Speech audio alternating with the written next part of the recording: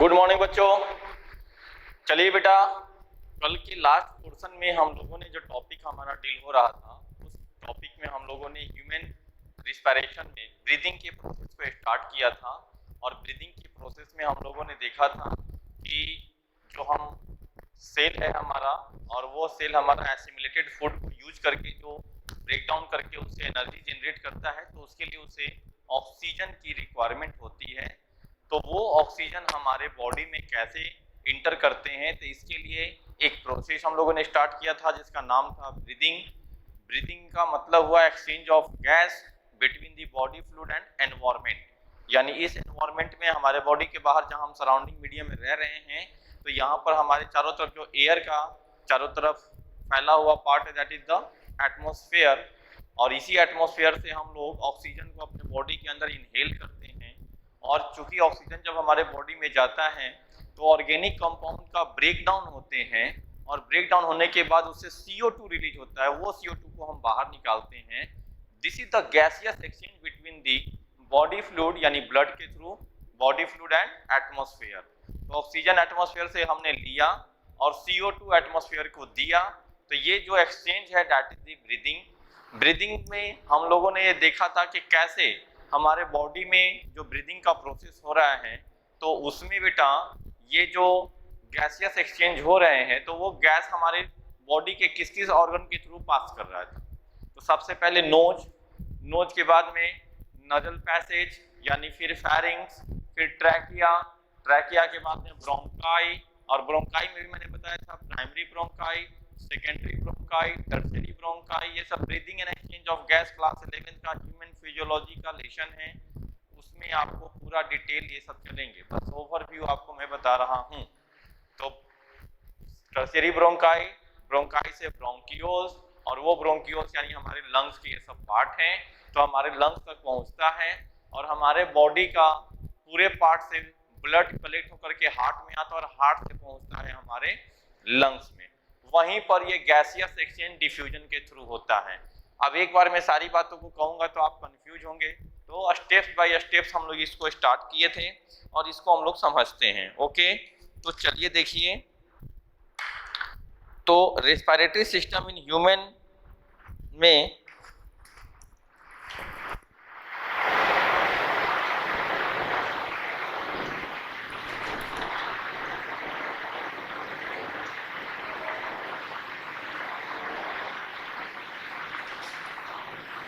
Respiratory system in humans में देखिए क्या था।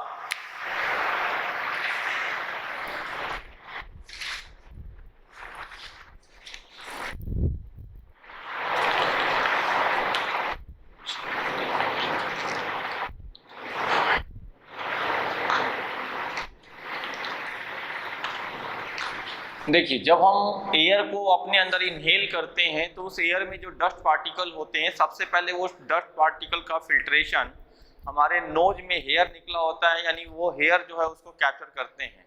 ओके, तो यहाँ पर सबसे पहले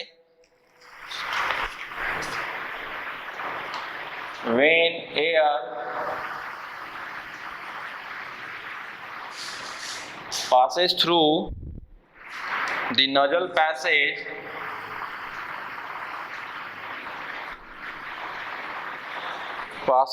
nasal passage, the dust particle and other impurities,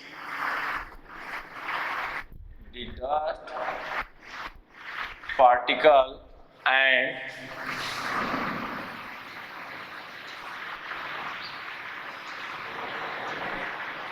other impurities present in the impurities are trapped by nasal hair। तो इसको वो जो भी डस्ट पार्टिकल होते हैं बेटा यहाँ पर, तो आप हमेशा कोशिश करके देखना कहने का मतलब आप नोटिस करेंगे कि आपका नोज जो है वो हमेशा मॉइस्चर कंडीशन में होते हैं। मॉइस्चर कंडीशन कहने का मतलब कि यहाँ पे थोड़ा गीला होता है, जिसकी वजह से जो हमारा हेयर है वो गीला होने की वजह से जैसे ही एयर को लेते हैं तो उस एयर में जो डस्ट है वो इस हेयर के साथ और मॉइस्चनिंग होने की वजह से चिपक जाते हैं। तो इस वजह से अब फिल्टर एयर जो है वो हमारे नोज के थ्रू रेस्पिरेटरी पैसेज में इंटर करते हैं। ओके, तो पहली चीज तो ये हो गई।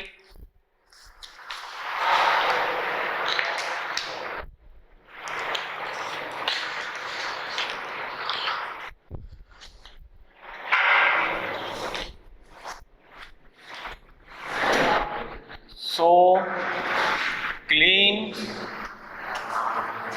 air goes into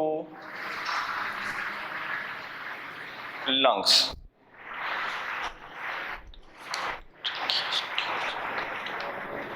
अब ये नाक के बाद में, नोज के बाद में नजल पैसेज होते हुए अब ये पहुंचेगा ट्रैकिया में। तो ट्रैकिया क्या है? तो trachea is a tube like structure. Trachea is a tube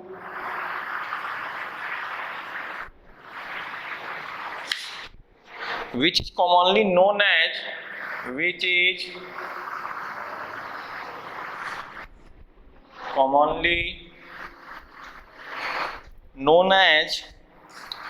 windpipe.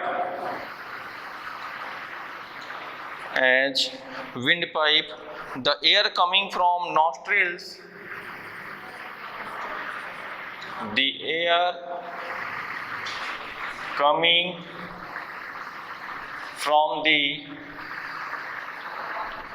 nostrils during breathing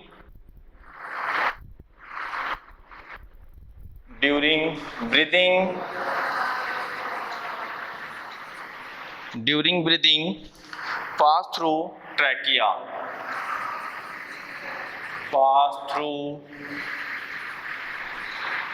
तो यहां पर ट्रैकिया एक ट्यूब के जैसा स्ट्रक्चर है जिसको हम लोग विंड पाइप के नाम से जानते हैं। और एयर जो है, तो air coming from the nostril का मतलब ये नाक, during breathing pass through trachea. तो नॉस्ट्रिल से ये एयर जो है वो ट्रैकिया में पास होंगे।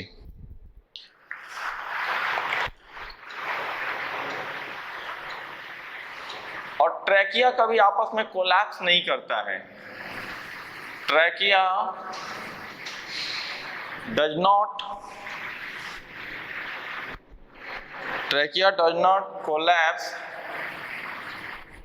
collapse even when there is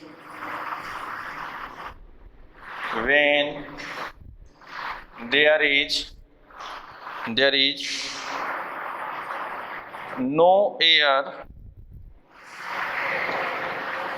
in it, because it is supported by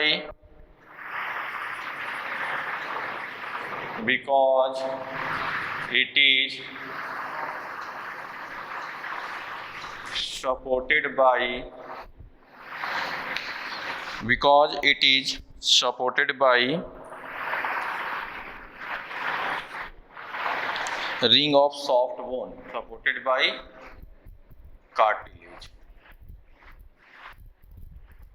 तो देखो ये एक पाइप है अगर, और कैसे किसी बोतल में से, कोई प्लास्टिक की बोतल है और उस प्लास्टिक की बोतल से अगर एयर को सक करके बाहर की ओर खींचे तो वो प्लास्टिक, पानी वाली मिनरल वाटर की बोतल को देखो, मुंह में लेके और उसके अंदर के एयर को अगर बाहर खींचते तो वो क्या करते हैं, चिपक जाते हैं अंदर की ओर। That means the collapsing. तो यहाँ पर ये बेटा ट्रैकिया है और इस ट्रैकिया के चारों तरफ क्या, ये कार्टिलेजिनस रिंग लगे होते हैं, समझे? ये कार्टिलेजिनस रिंग है। तो जब भी इसमें से अगर एयर निकाल दिया जाए, सारा एयर को बाहर भी निकाल लेते हैं, तो ये कोलैप्स नहीं होने देगा। क्यों? इसको सपोर्ट के लिए यहाँ पर ये कार्टिलेज का रिंग लगा हुआ है। ओके,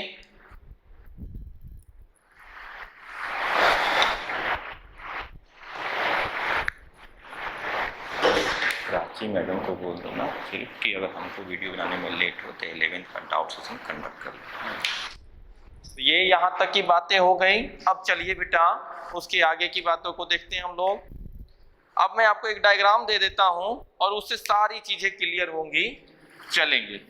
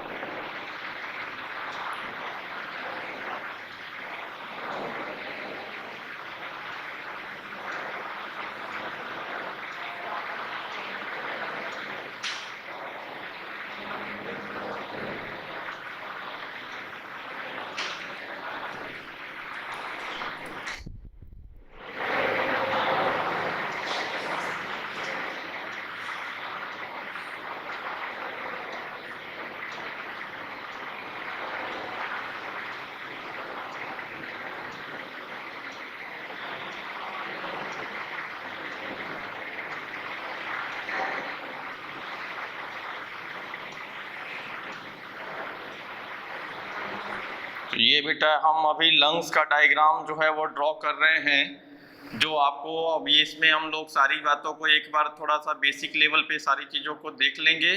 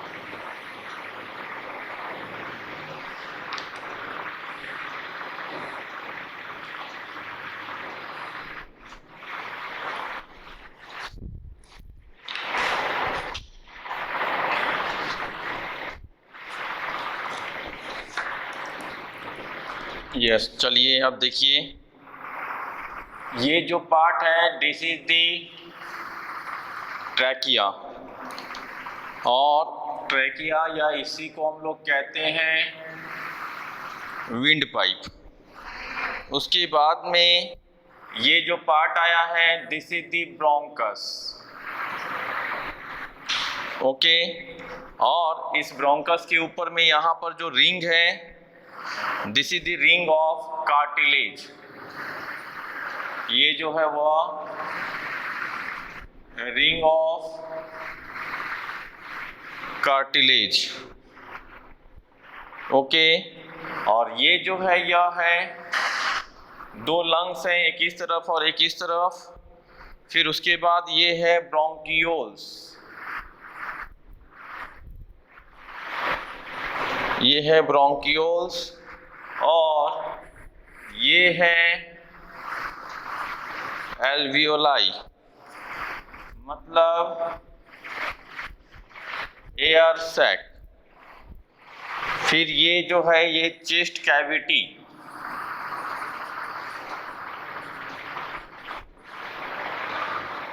ठीक है। अब देखो यहां से जब आप अपने नोज से एयर को लोगे तो वो नोज से होते हुए एयर जो है कहाँ आएगा, इस ट्रैकिया में, और ट्रैकिया से एयर होते हुए दो लंग्स में बट जाएगा। एक इधर की ओर आ जाएंगे और दूसरा इधर के लंग्स में आ जाएगा। जब दोनों लंग्स में एयर फिल्ड होंगे और इसी लंग्स में, ये जो लंग्स है इस लंग्स में, यानी ये जो पार्ट है ये छोटा छोटा, इसी में एयर भरा होता है। एयर कहने का मतलब बेटा क्या, तो एयर कहने का मतलब जो हम लोगों ने एटमॉस्फेयर से एयर को इनहेल किया है वह एयर इसमें फिल्ड हो गया है, और फिल्ड होने की वजह से ये पूरा फैला हुआ है। तो वो फिल्ड एयर अब डिफ्यूजन के थ्रू हमारे ब्लड में मिक्स होंगे। किसके थ्रू, तो यहां पर पहले ये पार्ट समझ लो, ये दो लंग्स हैं, लेफ्ट लंग्स और राइट लंग्स। ओके, और लेफ्ट लंग्स जो होते हैं वो स्लाइटली छोटा होता है ड्यू टू द हार्ट, और राइट लंग थोड़ा बड़ा होता है। अब आगे की ये बातें हैं, ये एल्वियोलाई हो गया, यहां तक एयर भर गया, और इसी लंग्स में आया हुआ रहता है हमारा बॉडी से कलेक्ट होकर के CO2, यानी CO2 वाला ब्लड। ओके, एक ऑक्सीजनेटेड ब्लड होता है और एक इम्प्योर ब्लड होता है, यानी जिसमें CO2 होते हैं। अब कैसे ये गैसियस एक्सचेंज होता है उसको देखना है। तो पहले ये एक पार्ट समझ गए, हमारे नोज से एयर होते हुए ये दो अलग अलग ट्रैकिया से होते हुए दो अलग अलग लंग्स में एयर भर गया। समझो कि इसमें पूरा O2 भरा हुआ है। पहले इतना ही समझ लीजिए कि ये लंग्स है और लंग्स का स्ट्रक्चर में ये O2 भरा हुआ है, चारों तरफ O2 है। नॉट ओनली O2 के साथ CO2 भी होगा, नाइट्रोजन भी होगा, लेकिन मेन रूप से अभी O2 को समझिए। अब एक स्ट्रक्चर ये जब देख लिए तो आखिर सारा का सारा मैकेनिज्म होता क्या है वो दिखाता हूं आपको।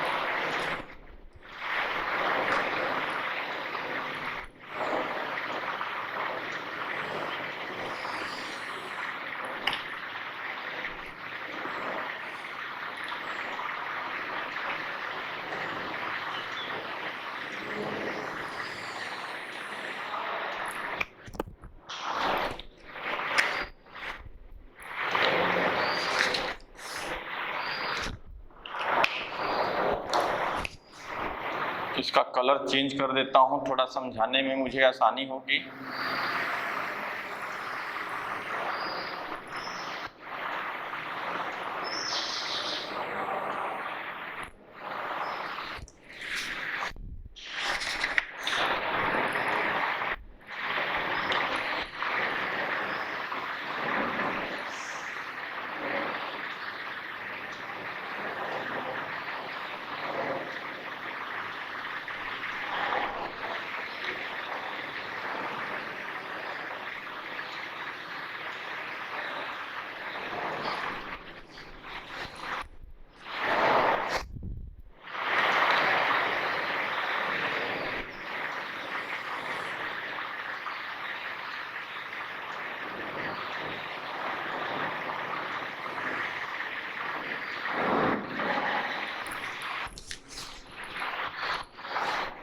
अब देखिए यहां से CO2 और यहां से O2,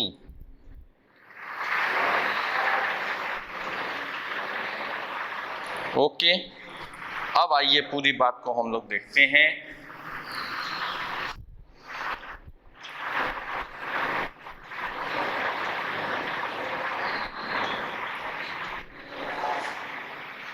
अभी छोड़ दीजिए पल्मोनरी वेन, आपको ये सब समझ में ना आए।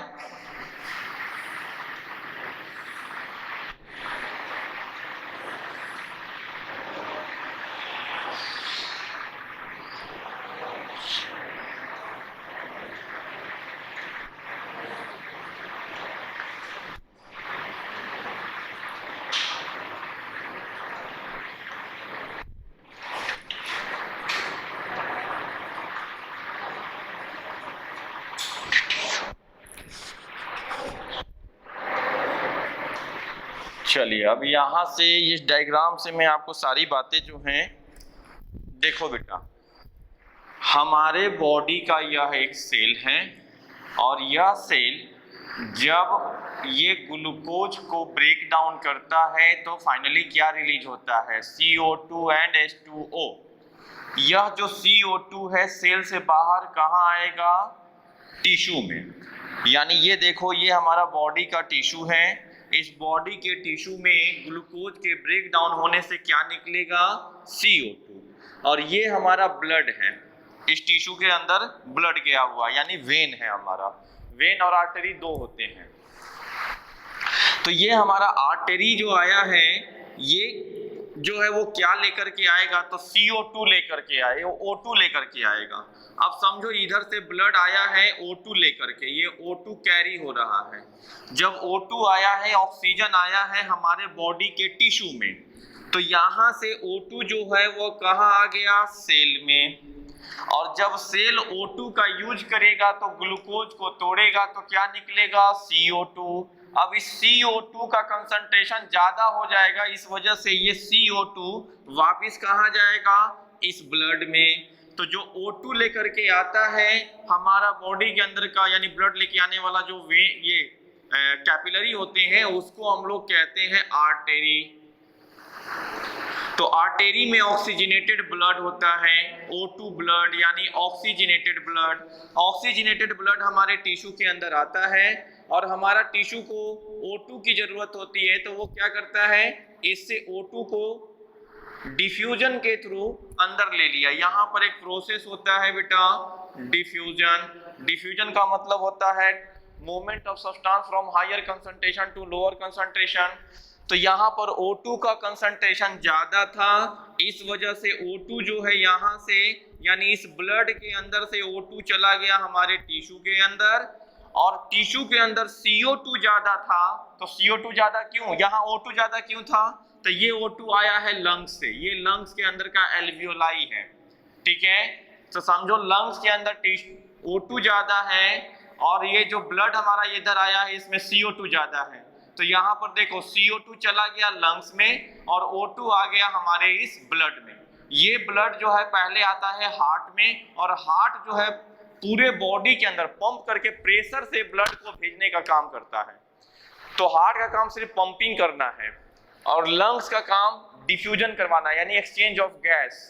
ये लंग्स है ये लंग्स के एल्वियोलाई, छोटा सा लंग्स का सबसे लास्ट वाला पार्ट जो इस तरह से हम लोग कर किए थे ना, ये एल्वियोलाई वाला पार्ट है, एंट्रम भी जिसे कहते हैं। ठीक है, अभी आगे की छोड़ दीजिए ये सब, बस इतना समझो कि ये बेटा लंग्स है। लंग्स में डीऑक्सीजनेटेड ब्लड आता है तो वो O2 को ले लेगा और CO2 को लंग्स को दे देगा, और ये CO2 जो लंग्स में आएगा वापिस जब हम सांस छोड़ते हैं तो निकल जाता है। और ये जो O2 वाला ब्लड, यानी O2 जब आ गया तो ऑक्सीजनेटेड ब्लड पहले हार्ट में आएगा और हार्ट से चला जाएगा हमारे बॉडी के हर एक टिश्यू में। जब टिश्यू में जाते हैं तो टिश्यू क्या करता है, O2 को ले लेता है और फिर इस ब्लड में CO2 को दे देता है। तो फिर से CO2 वाला ब्लड पहुंचता है हार्ट में, और ये हार्ट फिर से वो ब्लड को भेजेगा लंग्स में, और लंग्स से निकल जाएगा CO2 बाहर। तो that is the expired air और this is the inspired air. यानी इंस्पायर्ड एयर में मेन रूप से क्या O2 के लिए काम करते हैं, एक्सपायर्ड एयर में मेन रूप से क्या निकलेगा, तो CO2।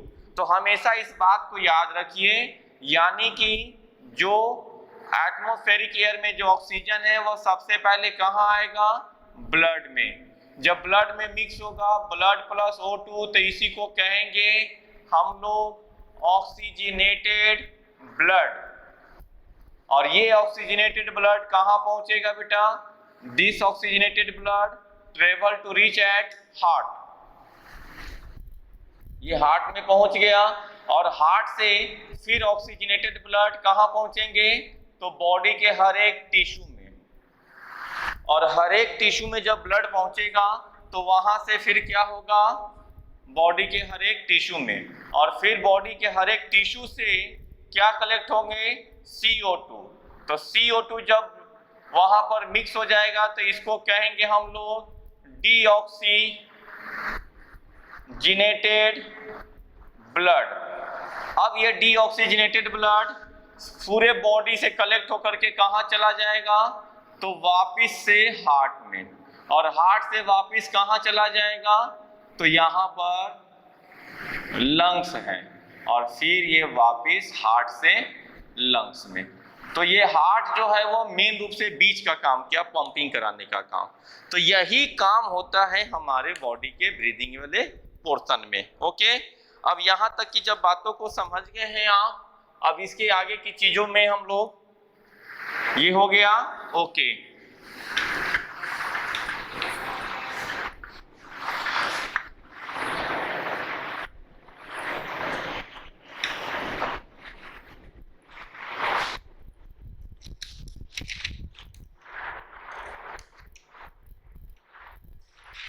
अब आइए, जो एयर हम लोग लेते हैं उसको कहते हैं इंस्पायर्ड एयर, और जो एयर हम लोग छोड़ते हैं उसको कहते हैं एक्सपायर्ड एयर। तो इंस्पायर्ड एयर में क्या क्या होते हैं, ऑक्सीजन कितना परसेंट, 21%, CO2 कितना परसेंट, 0.04%, और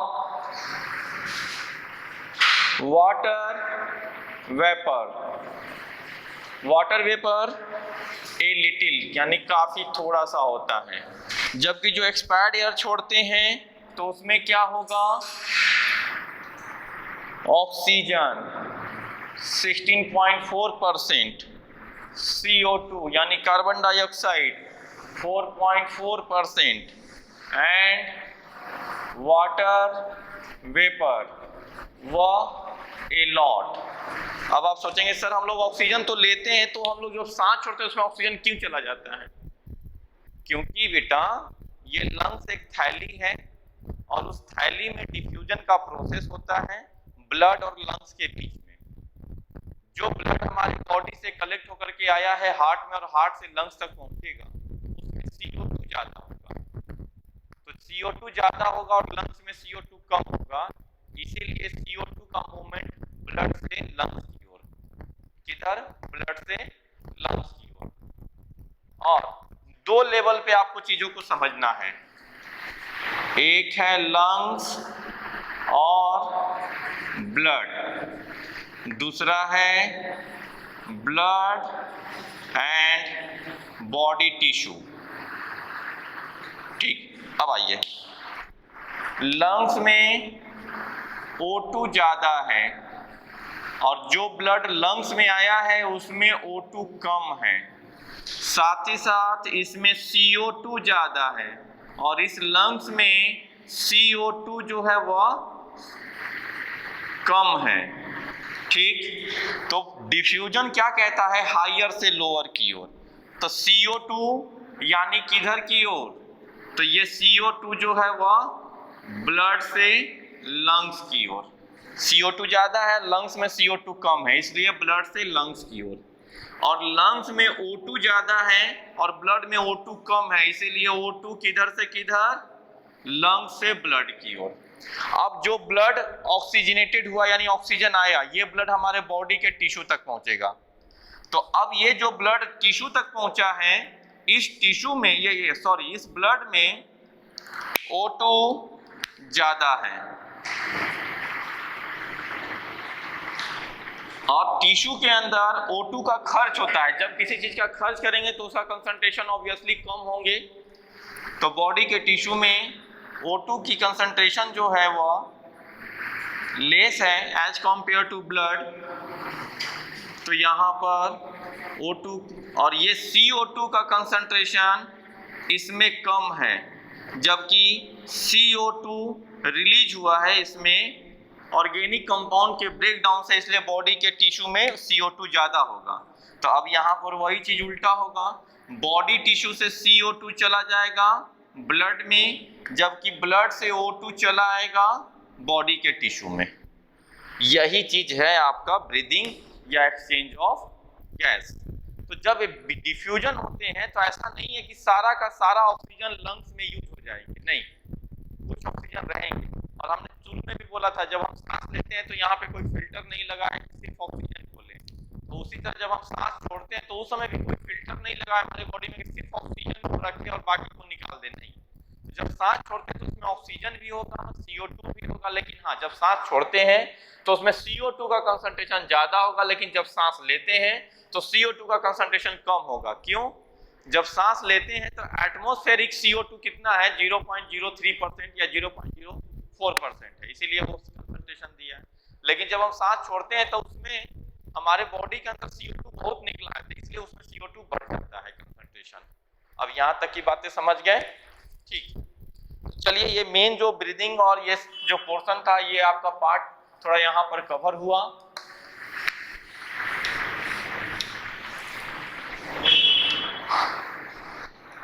अब इसके बाद में नेक्स्ट पार्ट जो है वो हम लोग अब कल के क्लास में करेंगे। अभी आपको यहाँ करना और मेजर टेस्ट के पॉइंट ऑफ व्यू से ये सारी चीजों को पढ़ना है। आपको एक शीट भी प्रोवाइड कर दी जाएगी, कल मिल जाएगी, तो आप उसको प्रैक्टिस कर लेंगे मेजर टेस्ट के लिए। और मेजर टेस्ट को सीरियसली दीजिए, बहुत अच्छी चीज है।